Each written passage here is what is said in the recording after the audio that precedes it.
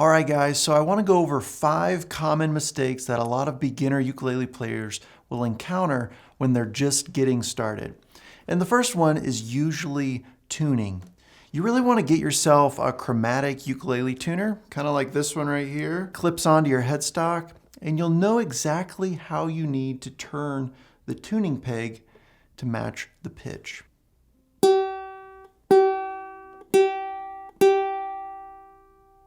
Instead of trying to tune by ear, clip on your ukulele tuner, pluck the string, and tune it to the right note.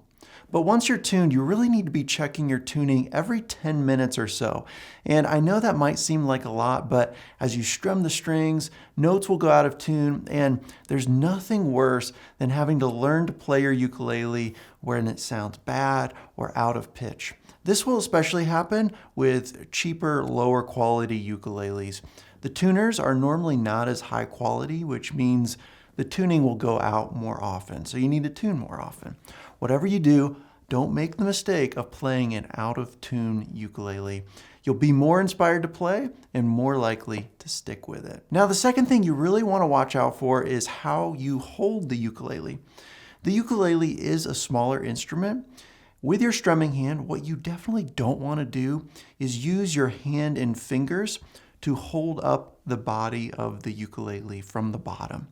I see a lot of new ukulele players hold the ukulele like this and then use the thumb to strum down.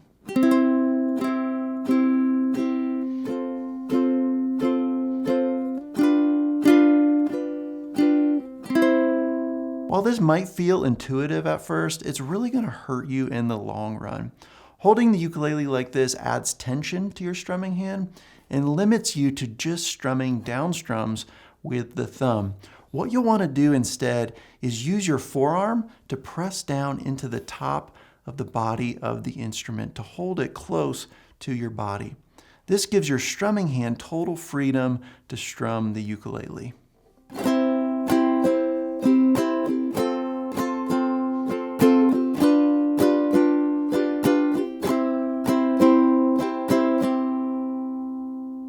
The third mistake you want to avoid is using a nylon pick to strum the strings of the ukulele. Now, to be clear, you definitely can use a nylon pick, but the reason why it's not recommended is because it has a harsh, loud sound with the nylon pick against the nylon strings.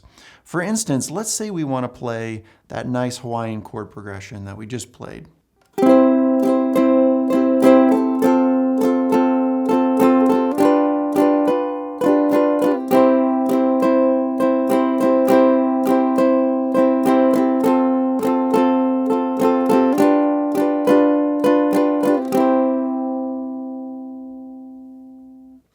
You'll notice every single strum sounds loud and at the same volume. The ukulele's lighter nylon strings really make it so it's intended to be strummed with the fingers for a more dynamic sound. Something like this.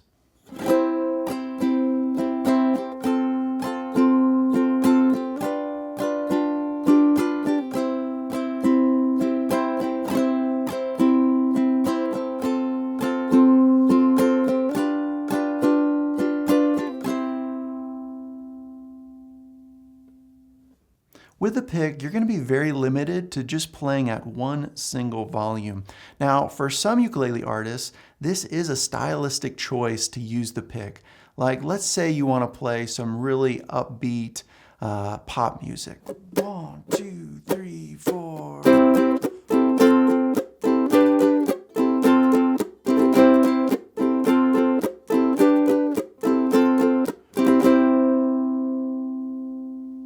But when you're first learning, you'll greatly benefit from learning to use your fingers to strum the strings. You'll get a really expressive, emotive, and dynamic sound using the fingers. The only case where I really recommend using a pick is if you have some kind of physical disability, like you're missing fingers in your strumming hand, that would otherwise stop you from playing. And if this is you, I would recommend a felt pick instead of a nylon pick, which will have a softer, less harsh sound. Now, this next one kind of goes with what I've been talking about with strumming.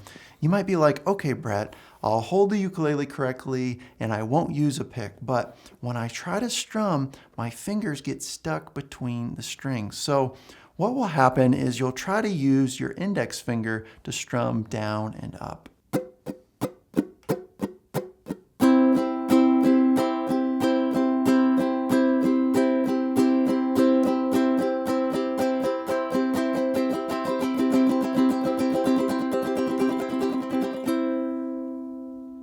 But the mistake is you'll add too much tension to your strumming hand and index finger, so you'll kind of start poking or pointing at the strings. Something you can practice that will really help is to take your index finger and let it naturally curve or relax. I'm kind of bending my fingers into the palm of my hand, just slightly.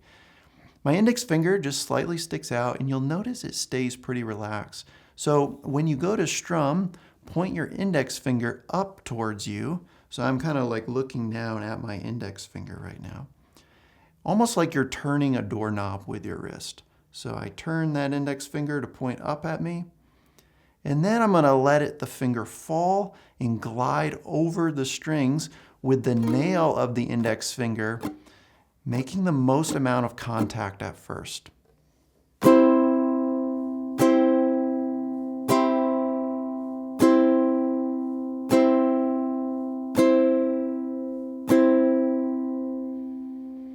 The feeling is almost like I'm shaking water off my fingertips after I wash my hands.